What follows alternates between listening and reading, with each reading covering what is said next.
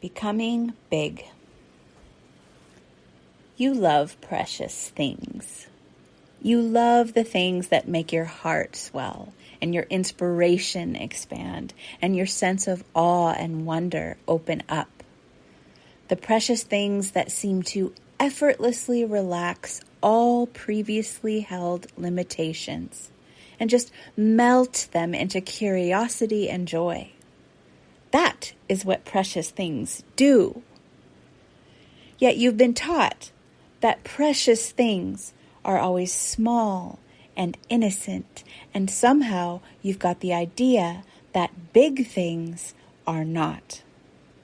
Big things like you and your ideas and your dreams and your creations and your feelings and the big, enormously big, sheer presence of you inside. You feel that bigness all the time. You feel it pushing at your edges, trying to escape the boundaries of your body, wanting to leap out and play with your life. You felt that bigness even when you were tiny, and you still feel it now. But perhaps when you were tiny, you weren't scared of it. You just enjoyed it. You reveled in it and delighted in it. You explored its every whim to your heart's delight. And perhaps now you've got that bigness under lock and key. Perhaps you're sitting firmly on that treasure chest and you're not letting it out because you believe it's ugly somehow or frightening or will get you in trouble.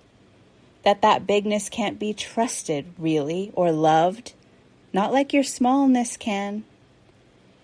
And the thing is, that's because you know there are some people who won't like it or who it will make uncomfortable, who will squint their eyes and look away from the brightness and the freedom of you. And you're not quite sure if you're worth the risk of that rejection. And it's not like that ends once you're successfully doing what you love.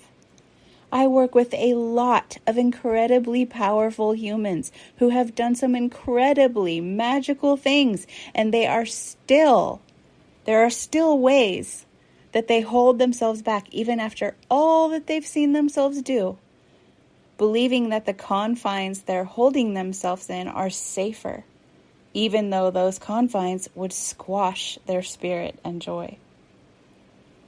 People think that what lights them up is some kind of prize that they get when they get there, instead of knowing that what lights them up is the way. It's the way.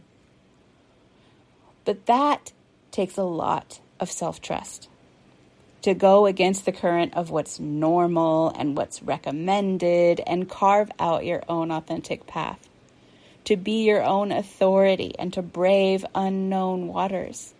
It takes a kind of fire inside, a devotion that will carry you to your vision like it's the only thing that exists. And I assume that if you're here, you are one who has that fire on some level, in some way. And that devotion to your dream is what brought you here. Perhaps it's a simple dream, or perhaps it's a super wild one. Either way, I'm here for it. The big you with your big ideas and big dreams and big creations and big feelings and big presence is every bit as precious as the small you. But you're not going to believe that until you let yourself find out. But the funny thing about life being a mirror is that as soon as you let yourself find out, that's love. That's love for you. That's you loving yourself. And that love must reflect back. Perhaps not through some people, but even bigger through other people and through yourself.